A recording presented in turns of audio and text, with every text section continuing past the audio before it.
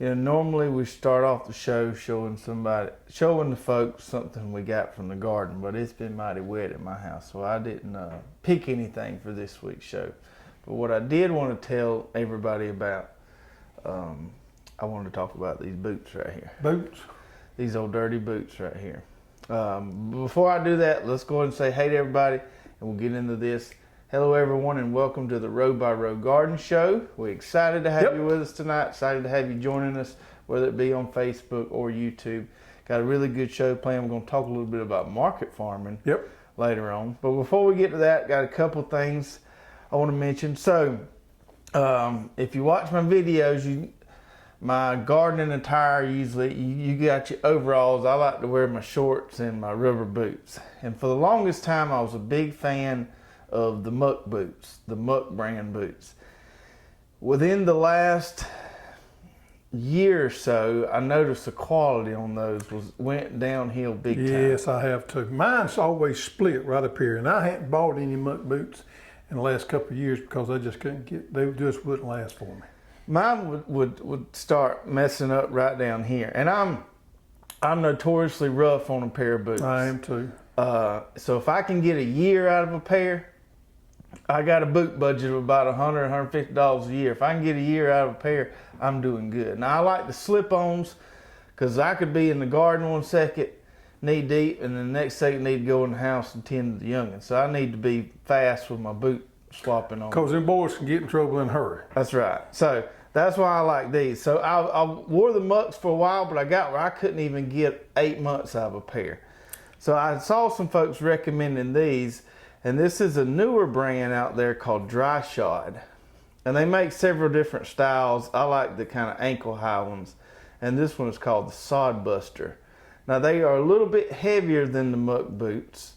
They come in right around the same price range. They just wear a little different, but I've gotten used to them and I really like them. And it just feels like a better made boot there.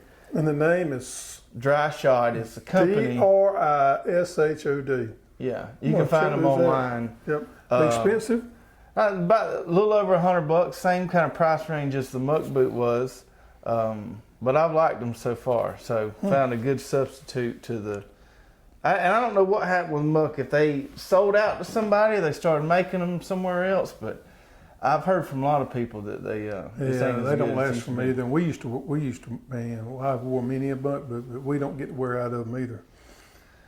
What else is going on? It's wet. It's wet. It's that middle of the time. We got a little lull in the garden. I'm doing my cleanup. I got my garden cleaned up, and man, have I got some pretty sunflowers and zinnias. I got the prettiest crop of zinnias coming along that I've had. I actually planted some individual colors, and there, as we speak, are starting these buds out there, and if they start opening and blooming. So I got some colors that I got separated that I'm really excited about. I got the color have I got? It's a kind of a burgundy color. What is that? A wine, maybe? Wine, something similar to that. And then I blew the lime. The lime. I got a patch of lime and I got a coral. That's what I got, coral planted. So I'm really excited about those. Man, I got them. My mix is dying out. I got some sunflowers coming along. I just am starting in the greenhouse some new coxcombs. So I'm going to plant some coxcombs. So let me say just a little bit about cut flowers. It's not too late to still grow some cut flowers. I just talked to my friend Lisa and listened to her webinar the other night. 8 weeks before your last frost date, if you don't know what your last frost date is, you definitely need to go on the computer and type it in. You can put your zip code in or several different things and find out what your last frost date is for your area. And you've got minimum, well, maximum maybe, you got 8 weeks from that last frost date that you can get sunflowers in the ProCut series. So you can back that up and you can get sunflowers all the way in, plant them all the way in up to 8 weeks, the last frost date, and still get some pretty blooms off. Zinnias probably the same way, if not quicker. So you got plenty of time left to get some cut flowers in. I'm just, we're in zone 8. Our average frost date here is November 20th. So I got plenty of time and I'm starting all kind of new stuff for fall blooming flowers. I got you. I've been cover cropping pretty hard, and I had a video come out Wednesday showing kind of an update. Sorghum Sudan's looking good. I got the tarp on my sun hemp. In that video, we planted some millet and some buckwheat, in 2 separate plots. My millet's looking real good. The buckwheat where I planted that is coming up good, except for it's in the lowest spot of the new Dream Garden, and all this, we've been getting at least an inch a day for the last 6 days. So I'm currently growing some hydroponic buckwheat. Buckwheat don't like wet feet. It don't like, it likes dry ground. So we'll see, and there's a couple wet spots there that's been holding water, and I might not get quite as good a stand as anticipated, but we'll make it work. Oh yeah. What else we got going on? Cucumbers. I got the best crop of cucumbers I've ever grown this year. I ate me a mess of your cucumbers last night. They were good. Where'd you get them from? Miss Hall stole them. Oh yeah. She said she snitched a few when she was at your house yesterday. Oh okay. Maybe not. She told you that, but she did. I was wondering. I picked them last night, and I usually get a whole 5-gallon bucket full, and I was short a few, so they were good. That explains what happened. Yeah, somebody on Instagram was asking me if these Gynoecious varieties tend to get bitter late in the season, and I haven't noticed. I have not either. My wife told me, she said, I believe them's the best tasting cucumbers they are really ever good. grown. And they pretty. They was nice. No blemishes on them. They look like number ones. Good texture on them. Good texture on them. What else? We talked about last week, got a lot of new seeds coming in. I want to show everybody this right here. Man, I'm excited some of these new seeds we got coming in.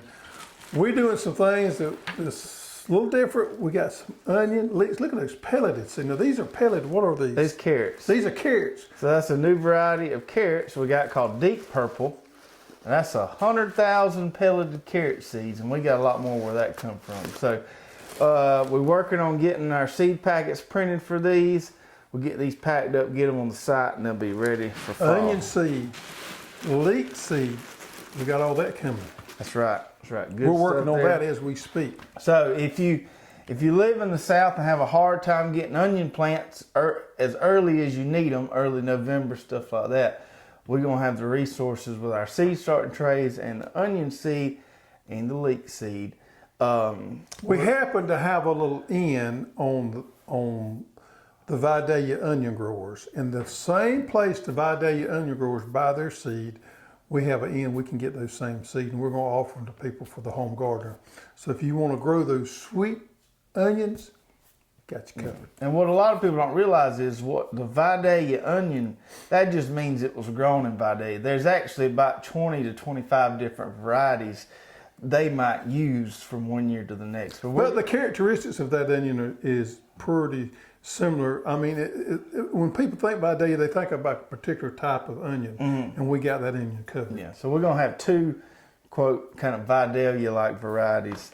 The other thing with leeks, we got leek plants from Dixondale last year, but they don't start shipping those till January. But we can grow leeks in the fall like crazy. Oh, yeah.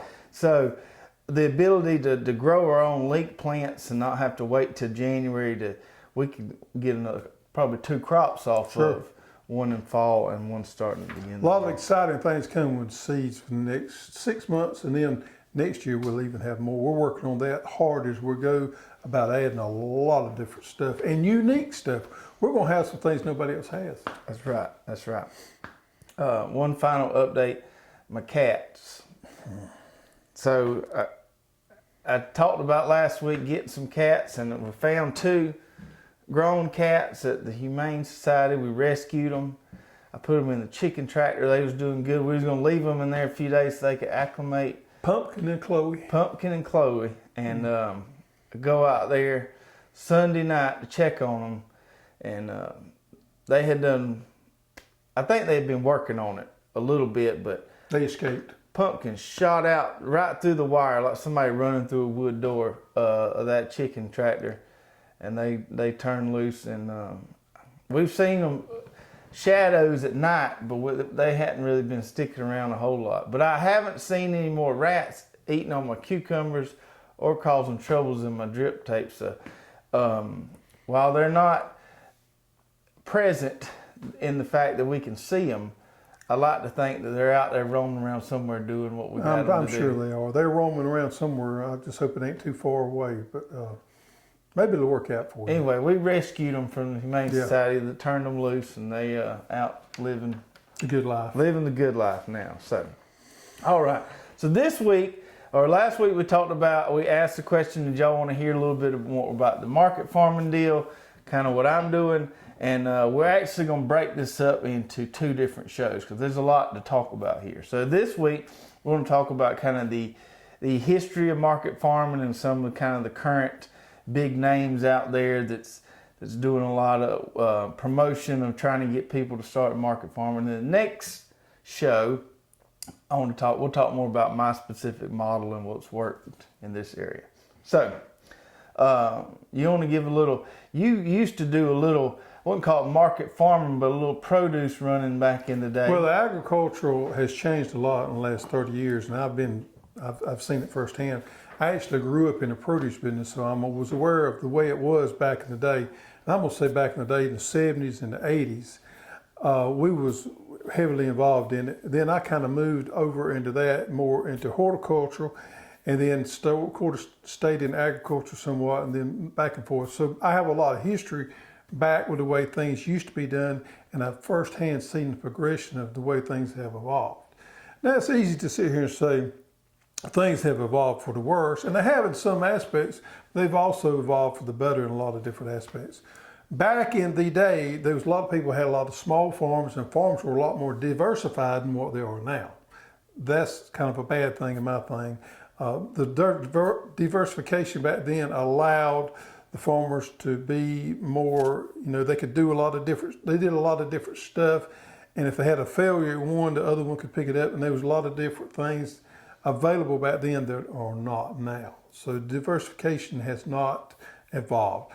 Example, back in the day, everybody that was a small farmer had an acre or half acre of tomatoes. And it was a cash crop for them. So they had that, that they could depend on. They would have a few acres or cantaloupes, watermelons, 4 or 5, and, scattered around everywhere. Well, that type system is gone now. If you grow tomatoes now, you grow several hundred acres. You have to have a packing shed. The use of plasticulture has evolved where it wasn't back in the 70s and 80s. Watermelons the same way. You don't grow 5 acres of watermelons anymore. People around here grow hundreds of acres of them. Right. So, and then they have crews that come in and harvest them. It's evolved a long way from where it used to be. Back in the day, they used to call it truck farming. Truck farming. Because you basically sold everything out the bed of your truck. Yep.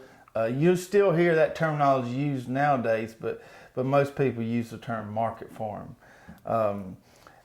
Before we get into some of the kind of today's models, I want to talk about certification a little bit because we had a few people ask about that. My farm itself, I'm not organic certified, and there's several different certifications out there you can get. There's the organic certification, and then there's one called naturally grown. You're exempt, by the way, on the organic certification if you grow and sell less than $5,000 per year. Right. You can still use the organic term and not have to be certified because you're exempt if you fit into that threshold of less than $5,000 per year in sales. Right. And then my personal opinion on the certification is that at one point in time back in the past, it served a really good purpose. Once the government got a hold of it, it became a little bit of a money grab, and some of the things that are not allowed in the certification and some things that are allowed, I'm not really, they don't make a lot of sense to me. Anyway, so we choose not to be certified, and our customers understand that we take good care. We're growing our food and don't do anything we shouldn't be doing to. Organic is actually, when we talk about organic, it's actually a growing practice. And people need to understand it in that form, and you'll understand, you'll gather it a little bit better. Back in the day when you mentioned, and this was back in the 80s, when you mentioned organic, and you could talk to farmers, anybody, nobody knew what it meant. They thought when you mentioned organic that it meant growing food without any inputs. That was the common misconception everybody had. Well, it's not. I mean, you actually have inputs put into organic production, but it is a growing practice, the way things are grown. It's more about nurturing the soil, being good stewards of the soil, having the soil be a living organism itself. Right. Okay, let's talk about some of the sales models out there nowadays that a lot of people use. And we follow, we follow several market farming groups on Facebook. And we used to do quite a few trade shows that were specifically geared to market farmers. So we've seen a little bit of this in action. The first model you've got is your CSA. Community supported agriculture, and it really caught on and bloomed. I think the first time I heard it was about 10 years ago. 10 to 15 years ago, this model really took on and started growing and started doing well. And there's certain people out there that have really done well with it, and certain people out there that do not like this type of system. Yeah, I'm not a huge fan of this system as it originally came about, for mainly one reason. So with the CSA model, as it kind of started, the way it works is you buy shares at the beginning of the season, and then that farmer delivers those shares throughout the growing season. So you're paying up front for something that you may or may not get, because there's a stipulation in there that if there's a crop failure or something, you don't get your money back. Hence the name, you're supporting community agriculture. Right. And I'm kind of a big believer in Performance. delivering, and so I don't believe in you should collect money up front and then not give anything back, even if you have a crop failure. So that's just my personal opinion on the CSA. I understand some upstart farmers need that money to get their seed bought and stuff like that. Heck, even these huge farmers around here get a loan for their seed. So I understand the economics of that, but it just doesn't sit well with me. Okay.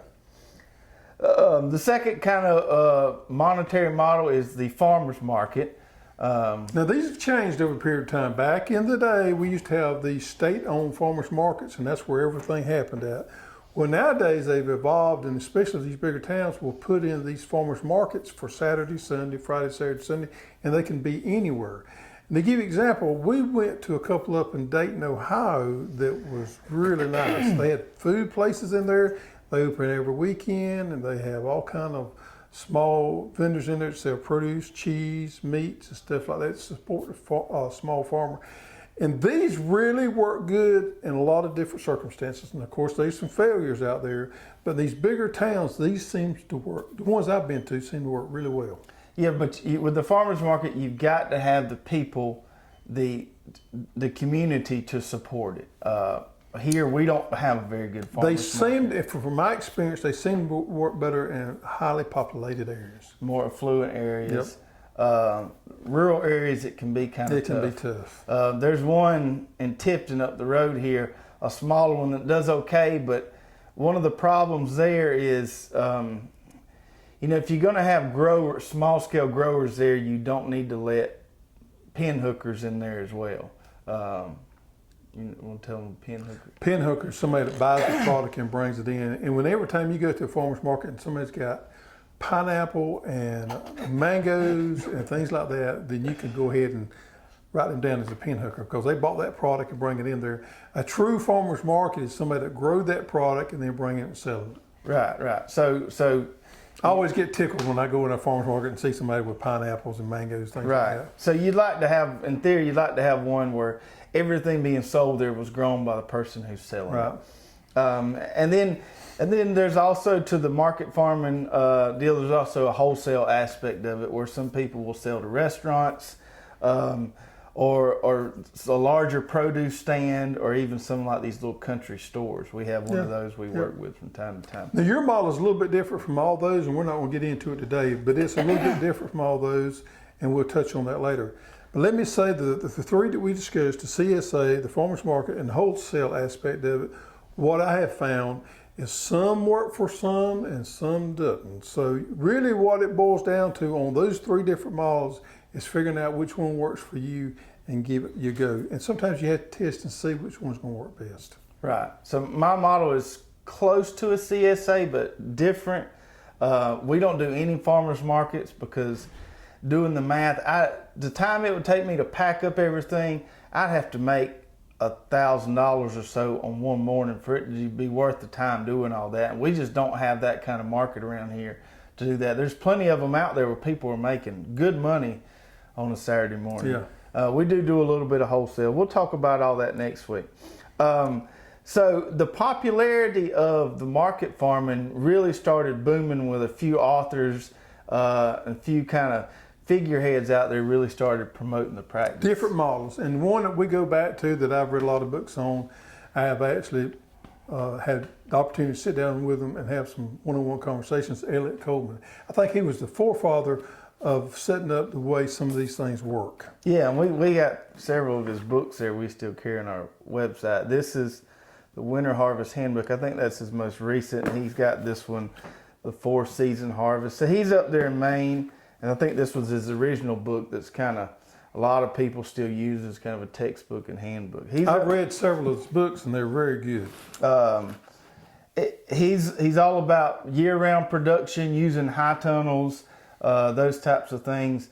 Not a big fan of his soil blocking technique, but besides that, he's got some really good stuff out there. He has, and one thing that he's really done, he's zeroed in on money-making crops, the crops that actually perform well for him and make money. And he explains why he grows certain things because they're money makers, and why he didn't certain other things. So, and then behind him came along. When was this book published? Do you know? It's been out a few years. Guy up in Canada called J.M. Fourth print, 2015 was the most recent printing. So J.M. Fortier, who's up in Canada, had this book, The Market Gardener, and we're actually mentioned in this book. He kind of started talking about a lot of equipment. He's got a very specific system he uses. He's a big fan of using the broad fork for his beds, which works great in some soil types. So he came along, and then not far behind him was a guy named Curtis Stone. And Curtis, his big thing was doing this market farming in the city, in these urban areas. Basically, he would borrow a neighbor's lot and give them some food in return, and he would grow food for market on those lots. And he kind of figured out how to do it in real small spaces. Grows a lot of greens and lettuces and kales, things like that. Yeah. Very intensive gardening or farming. Right. And he's up in Vancouver. And Curtis got a really big YouTube channel. Yep. The upcoming is a guy called, what's the guy's name? I can't think His name's Connor. I can't remember his last name. Never Sink Farm. They're up and comers in this aspect. They're in New England somewhere. New England. They're doing really good. They do a lot of content, and they're doing well. Yeah, and they're also one of their big claims is the weed-free farm, which we know doesn't exist, but something we aspire to. And they put in a lot of practices to keep weeds at a very minimum, so they don't waste a lot of labor removing the weeds. And here again, we've actually had a conversation with JM, and we talked about some of the way they do things. And all these guys have found systems work for them, but they have a totally different environment than what we have. They have a different environment, they have a different market than what we have. And what they do works for them and good for them. And their books and their stuff that they write is good information. However, it doesn't always work where you're at. And we live down in the Deep South. We have challenges that they don't have. We have opportunities that they don't have.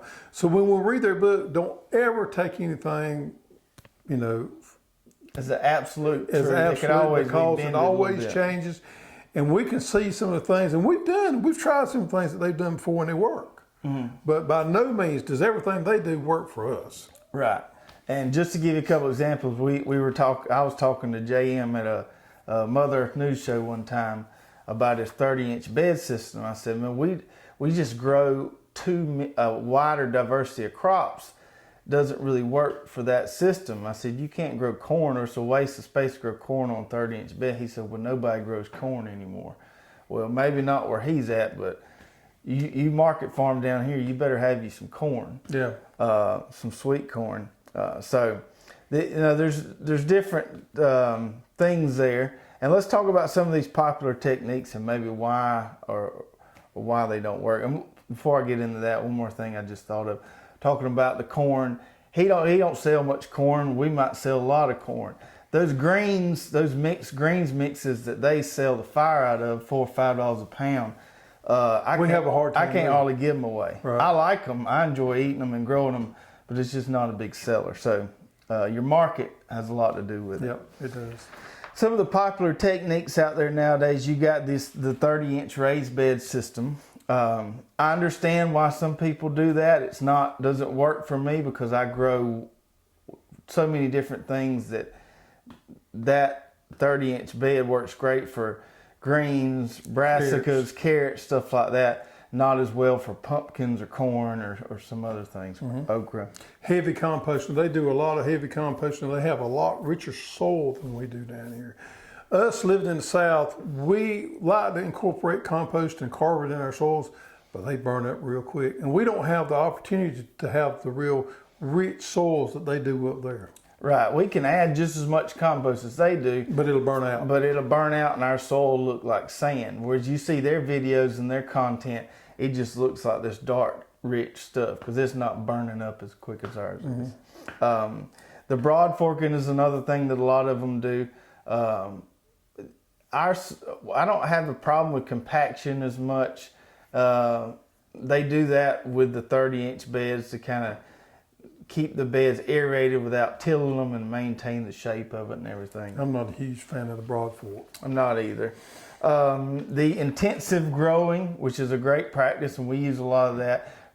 Growing as much as you can in a given space. You shade out the area, keep weeds from growing, really maximize your space. All those guys have done a really good job in that aspect of it. Yeah. One thing I'll never understand that they do is surface drip tape. Yep.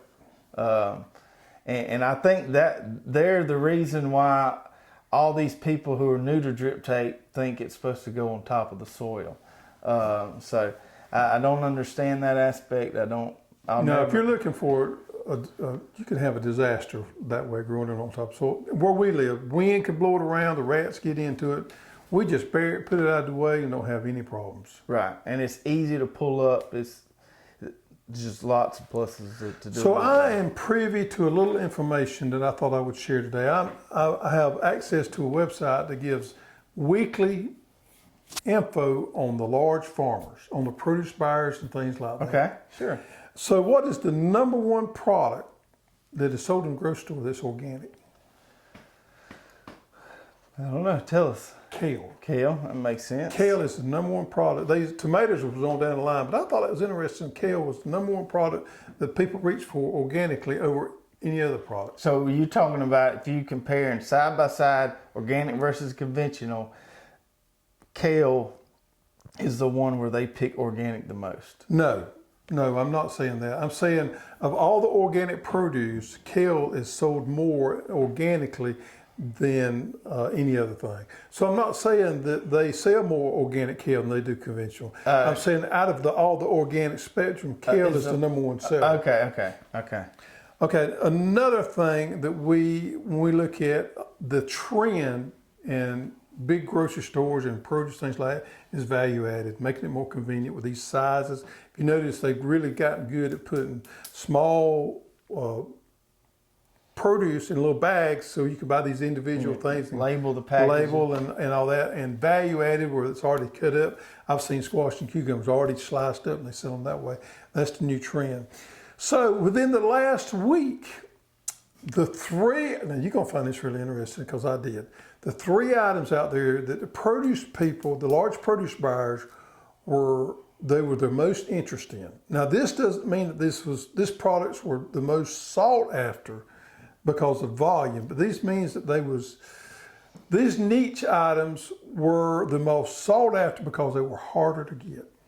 Demand was higher. The demand was higher because they couldn't get it. Right. It didn't mean that the volume was higher. The number one was figs. Mm-hmm. Ain't that interesting? Figs.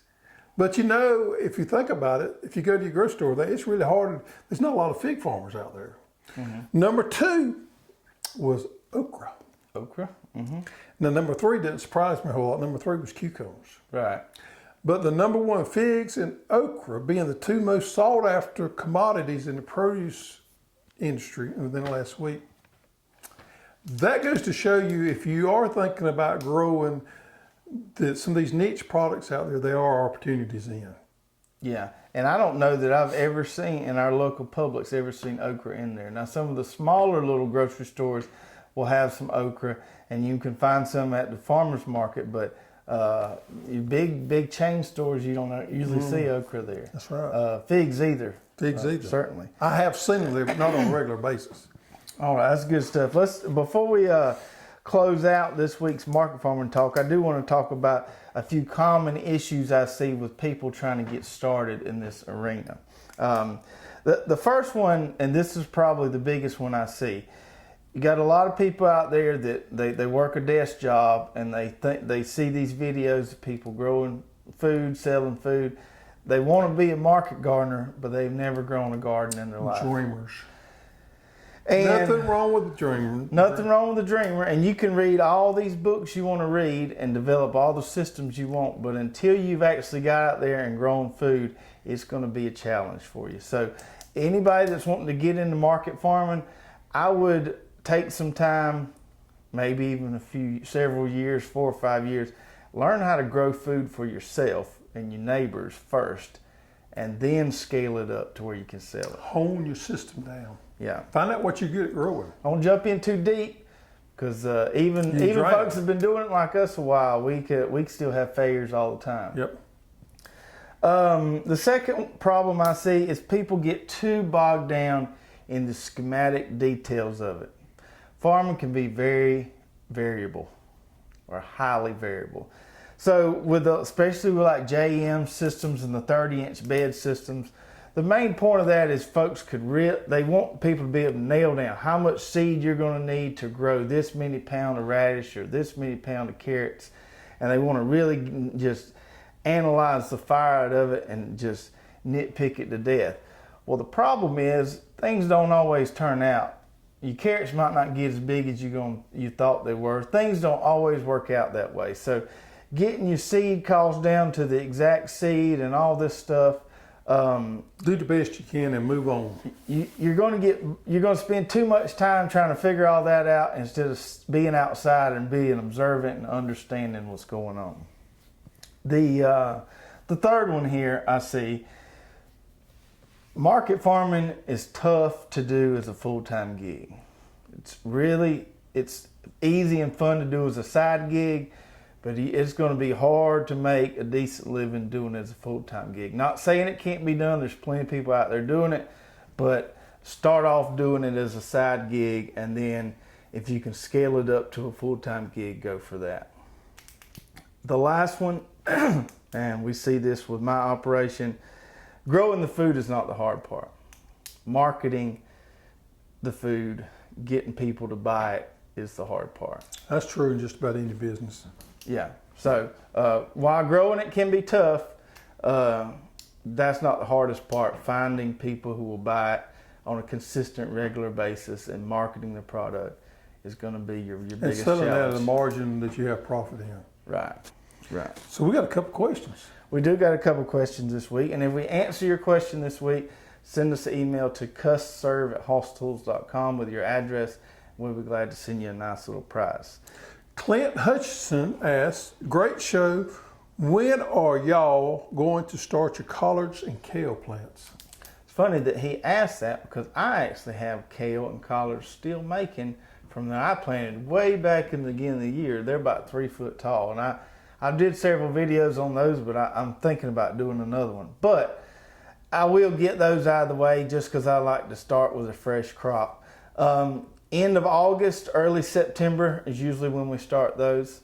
They can handle a little bit of heat, so we'll get them started towards the end of August, early September, and then grow them. They'll grow and grow and grow all through the winter. 1st of October is my prime time. I think that's the prime time to put them in for me. To put them in or to start the seeds? No, well, you could start the seeds. So if you start the seeds at the end of August, you're going to be putting them in the ground probably 1st of October. Yeah, October's a good time because it gives some time to get a good established before you have some frost. And we all know once you have a little frost on those greens, they seem to taste a little bit better. Right. So that's a good time here in Zone 8 is to make sure you got them in the ground between October 1st and 15th. So if you're direct seed, aim for beginning of October. If you're transplanting, start working in August. Yep. All right. And our second question is from, let's see if I pronounce this right, Chanyata Farm. And they want to know, where does all of your knowledge come from? All of it. Wow. All of it. Do you have any formal schooling in agriculture, or is this all years of experience and research? That's a loaded question there.